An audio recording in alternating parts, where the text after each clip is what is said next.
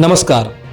अन्न व औषध प्रशासन आयुक्तपदी तुकाराम मुंडे हे रुजू झाल्यापासून धडाकेबाज कामगिरी त्यांची सुरू आहे. सार्वजनिक वितरण प्रणाली अंतर्गत स्वस्त धान्य दुकानातून वितरित होणाऱ्या तांदळाच्या गुणवत्तेबाबत गंभीर तक्रार उघडकीस आल्यानंतर एकच खळबळ उडाली आहे.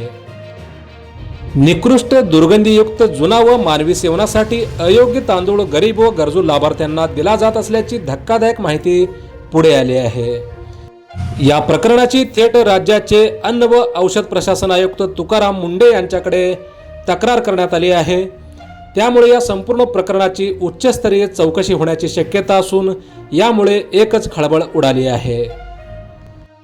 काही rice millers CMR custom milling of rice प्रक्रियेअंतर्गत शासनाला तांदूळ पुरवठा करताना बाजारातील निकृष्ट किंवा रिसायकल केलेला तांदूळ स्वस्तात खरेदी करून नव्या बारदाण्यात भरून शासनाला पुरवत असल्याचा गंभीर आरोप या ठिकाणी करण्यात आलेला आहे.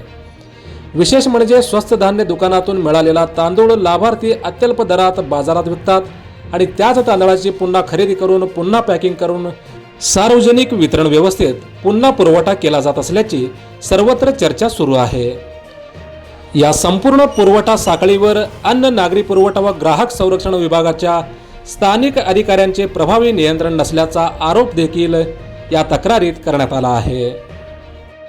दरम्यान काही राईस मिलर्स मार्फत CMR अंतर्गत निकृष्ट तांदूळ पुरवठा होत असल्याचा आरोप देखील तक्रारीत करण्यात आला.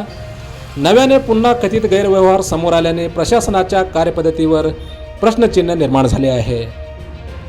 या प्रकरणी निकृष्ट दर्जाचा रिसायकल केलेला तांदूळ पुरवठा केल्याचे निष्पन्न झाल्यास संबंधित राईस मिलर्स, वाहतूक कंत्राटदार तसेच संगनमतात सहभागी सरकारी अधिकाऱ्यावर फौजदारी गुन्हे दाखल करून कठोर कारवाई होण्याची शक्यता वर्तवण्यात येत आहे. आता या प्रकरणाकडे अन्न व औषध प्रशासन आयुक्त तुकाराम मुंडे काय कारवाई करणार याकडे सगळ्यांचे लक्ष लागले आहे.